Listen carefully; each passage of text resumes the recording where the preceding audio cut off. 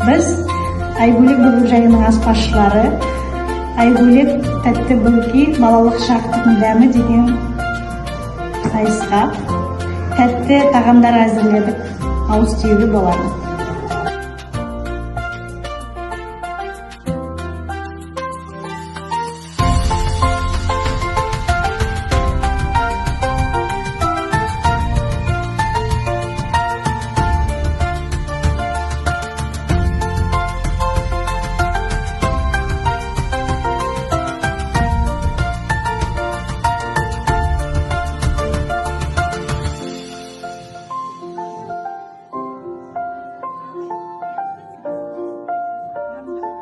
Құрметті Айгулек Бөбекжайының аспазшылары, тамақтарың өте дәмді, әдемі, керемет екен.